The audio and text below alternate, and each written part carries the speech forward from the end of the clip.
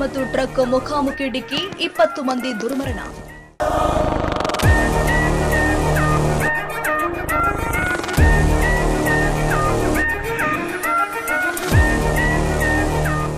ರಾಷ್ಟ್ರ ಕ್ರಾಂತಿ ನ್ಯೂಸ್ಗೆ ಸ್ವಾಗತ.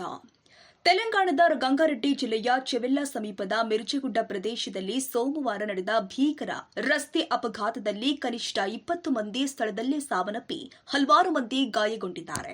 ಸ್ಥಳೀಯ ಮೂಲಗಳ ಪ್ರಕಾರ ತಂದೂರು ಡಿಪೋಗೆ ಸೇರಿದ ಸರ್ಕಾರಿ ಬಸ್ ಒಂದು ಚೆವೆಲ್ಲಾ ಕಡೆಗೆ ತೆರಳುತ್ತಾ ಇದ್ದ ವೇಳೆ ಜಲ್ಲಿಕಲ್ಲು ತುಂಬಿದ್ದ ಟ್ರಕ್ ವಿರುದ್ಧ ದಿಕ್ಕಿನಿಂದ ಬಂದು ಬಸ್ಗೆ ಬಲವಾಗಿ ಡಿಕ್ಕಿ ಹೊಡೆದ ಪರಿಣಾಮ ಈ ದುರ್ಘಟನೆ ಸಂಭವಿಸಿದೆ.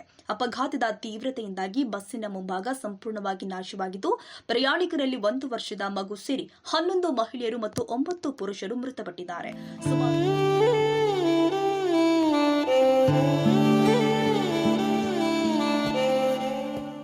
ಸುಮಾರು 24 ಮಂದಿ ಗಾಯಗೊಂಡಿದ್ದು, ಇವರಲ್ಲಿ 5 ಮಂದಿಯ ಸ್ಥಿತಿ ಗಂಭೀರವಾಗಿದೆ ಅಂತ ವೈದ್ಯಕೀಯ ಸಿಬ್ಬಂದಿ ತಿಳಿಸಿದ್ದಾರೆ. ಪೊಲೀಸರು ಮತ್ತು ತುರ್ತು ಸೇವಾ ಸಿಬ್ಬಂದಿ ತಕ್ಷಣ ಸ್ಥಳಕ್ಕೆ ಧಾವಿಸಿ ರಕ್ಷಣಾ ಕಾರ್ಯಾಚರಣೆಯನ್ನ ಕೈಗೊಂಡಿದ್ದಾರೆ. ಅಪಘಾತಕ್ಕೀಡಾದ ಬಸ್ನಲ್ಲಿ ಸುಮಾರು 70 ಪ್ರಯಾಣಿಕರಿದ್ದರು ಎನ್ನಲಾಗಿದ್ದು, ಹಲವರು ಟ್ರಕ್ನಿನ ಜಲ್ಲಿಕಲ್ಲು ಬಸ್ ಒಳಗೆ ಬಿದ್ದ ಪರಿಣಾಮ ಅದರಡಿಗೆ ಸಿಲುಕಿಕೊಂಡಿದ್ರು. ಸ್ಥಳೀಯರು ಕೂಡ ರಕ್ಷಣಾ ಕಾರ್ಯದಲ್ಲಿ ಸಹಕರಿಸಿದ್ದು, ಗಾಯಾಳುಗಳನ್ನು ಹತ್ತಿರದ ಆಸ್ಪತ್ರೆಗೆ ಕರೆದೊಯ್ಯಲಾಗಿದೆ. ಪ್ರಾಥಮಿಕ ತನಿಖೆ ಪ್ರಕಾರ ಟ್ರಕ್ ಚಾಲಕ ಅತಿ ವೇಗದಲ್ಲಿ ಚಾಲನೆ ಮಾಡ್ತಾ ಇದ್ದಾಗ ಮತ್ತು ಮೊಬೈಲ್ನಲ್ಲಿ ಮಾತನಾಡ್ತಾ ಇದ್ದಾಗ ತಪ್ಪು ದಿಕ್ಕಿನಿಂದ ಬಸ್ಗೆ ಡಿಕ್ಕಿ ಹೊಡೆದಿದ್ದಾನೆ ಎಂಬ ಮಾಹಿತಿ ದೊರಕಿದೆ. ಡಿಕ್ಕಿಯ ತೀವ್ರತೆಯಿಂದಾಗಿ ಟ್ರಕ್ ಪಲ್ಟಿಯಾಗಿದ್ದು, ಅದರಲ್ಲಿ ಇದ್ದ ಜಲ್ಲಿಕಲ್ಲು ಬಸ್ನೊಳಗೆ ಬಿದ್ದಿದೆ.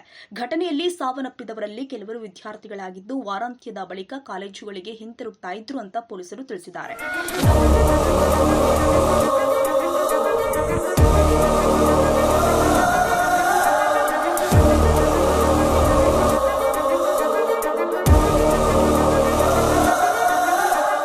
ಇನ್ನು ಘಟನೆಯ ನಂತರ ಹೈದರಾಬಾದ್ ಬಿಜಾಪುರ ರಾಷ್ಟ್ರೀಯ ಹೆದ್ದಾರಿಯಲ್ಲಿ ದಟ್ಟಣೆ ಉಂಟಾಗಿದೆ. ಪೊಲೀಸರು ಪ್ರಕರಣ ದಾಖಲಿಸಿಕೊಂಡಿದ್ದು, ಅಪಘಾತದ ನಿಖರ ಕಾರಣ ಪತ್ತೆ ಹಚ್ಚಲು ತನಿಖೆ ಮುಂದುವರೆಸಿದ್ದಾರೆ.